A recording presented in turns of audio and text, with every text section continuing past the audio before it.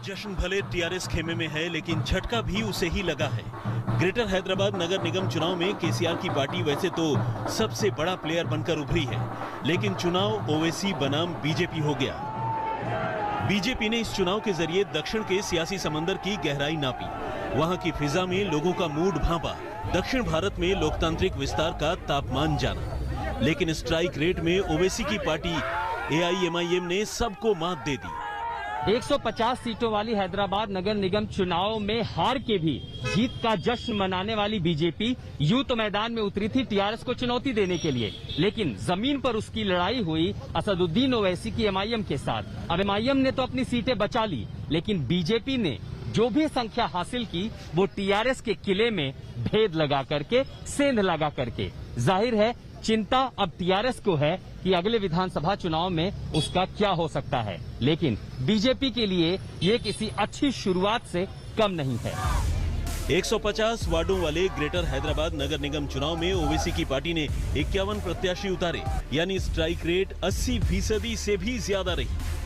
Total जो polling हुई उसका टोटल 63% पोलिंग मजलिस के हक में हुई और हमारी जो लीड बीजेपी से है हमारी 5400 फीट। मेहदीपट्टनम में मजलिस इत्तेहादुल मुस्लिमीन ने भारी अक्सरियत से भारतीय जनता पार्टी को हराते हुए मजलिस इत्तेहादुल मुस्लिमीन का झंडा वहाँ पे गाड़ा।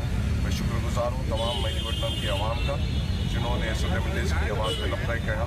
इंशाअल्लाह हम आपके तवक्कुआत पे पुरजोर मेहनत करते हैं, आपके तवक्कुआत को करने की पुरजोर कोशिश करेंगे। कुछ भी नहीं है बीजेपी के पास। चुनाव प्रचार में ही ओवैसी और बीजेपी जिस तरह एक दूसरे पर प्रहार कर रहे थे, उससे लगने लगा था कि टीआरएस के लिए इस बार बहुमत हासिल करना आसान नहीं। You vote for Owaisi here, Owaisi becomes strong in Bihar. If you vote for Owaisi here, Owaisi becomes strong in a Muslim locality in Karnataka. If you support Owaisi here, Owaisi will become strong in Uttar Pradesh. And what does Owaisi mean? Who is Owaisi? Owaisi is Muhammad Ali Jinnah's new avatar. We must defeat him. अब किसी एक चेपीदे शोरबे ने कह दिया कि मजलिस के जो सदर है वो जिन्ना है।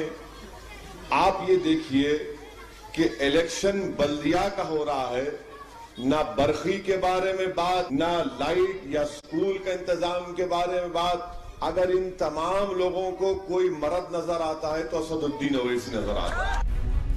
ओवैसी ने अपनी जमीन तो बचा ली, लेकिन केसीआर का किला ध्वस्त हो गया।